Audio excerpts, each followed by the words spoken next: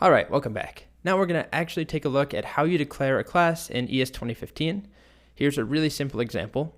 So we have a class called student. Conventionally, classes should start with a capital letter. That should be camel cased. So we've got student here. So this is a pattern for a student. And every student is just going to have a first name and a last name. That's it. Obviously, this is something we don't need a class to do. You don't really need a class to do any of the things that we're going to do in this course. It's just a nice way of organizing your code. We could use just a plain old object, just key value pairs. But instead, we're going to create this blueprint so that our code is easier to work with, easier to understand, and just nicer, better organized. So we define our class, student, and then we have our curly braces, but then we have to have this thing called a constructor. So it has to be named constructor, and it's a special method that will be used to instantiate new student instances. So we pass in, when we create a new student, we're going to provide a first name and a last name. And then all that we do in here is set this dot first name equal to whatever the first name was, and this dot last name equal to whatever the last name was that was passed in. So this is just a way of saying that whatever is passed in when a new student is created, assign those two properties to the individual object, the individual student. So then next, to actually create a new instance, we've defined the pattern here, the blueprint, but this doesn't make any students. We have to use the new keyword. So this is how we instantiate objects from a class. So we say new student, and then we pass in first name and last name.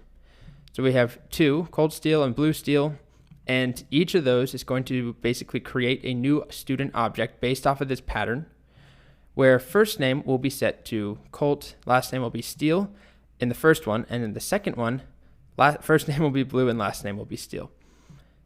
So if we just copy this over quickly here, and let's expand on this, and let's add in first name, last name, and let's also add in year or grade level or whatever you want to call it. But the idea is that it's just going to be, how far in school this student is. So let's say that our school goes from 0 to 4. It's a high school in the US at least. There's 4 years of high school.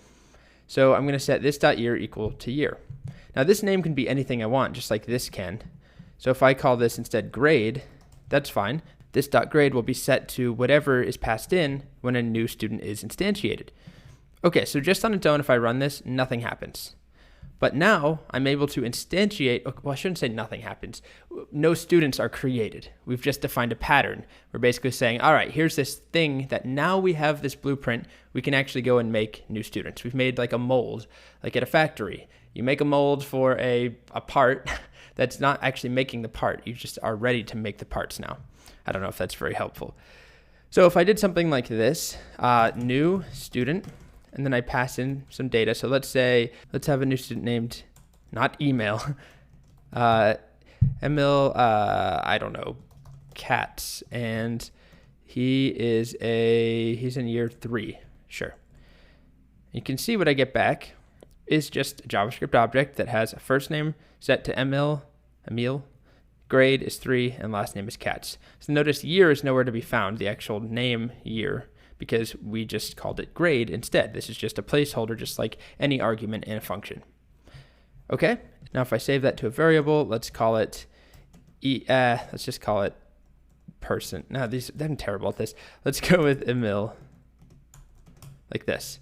I can now access, for example, first name. So nothing revolutionary at this point. This is just a nice way of organizing our code. But I just want to make that really clear that when we define a class, it doesn't do anything on its own. We have to actually instantiate, using the new keyword, instances of that class. So we will eventually have a class called, let's say, tree, for example, or singly linked lists. Defining the class is just the pattern, but then we're still going to have to say new tree or new singly linked list and then do something with that, call a method on it.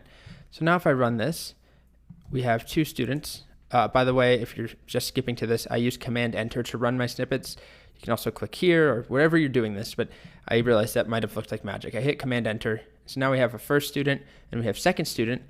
And notice that grade is undefined in all of them. And also, if I wanted to, I could now define a grade or update a grade to be, let's see, for second student, grade is 4. Now if we look at second student, grade is set to 4. So you might be wondering what the this keyword is referring to here.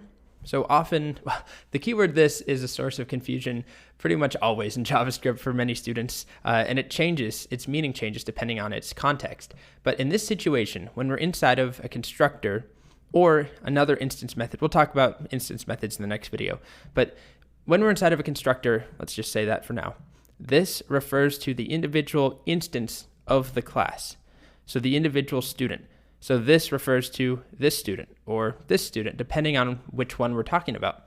So when we instantiate a new student, let's say let Kitty equal new student, and her name is Kitty Cat, and she's in grade 1, like that. When I do this, what it's saying is that on this new instance of student, this specific instance, its first name should be equal to whatever is passed in, Kitty. Its last name should be equal to whatever last name is passed in, which is Cat. And this dot grade, its individual grade should be set to whatever the value of year is. I hit enter, and now we have our Kitty defined. Okay, so that's the basics of the class syntax, the idea of the constructor. I guess I never went over the fact that we're never explicitly calling constructor, right? We're not saying student.constructor or something.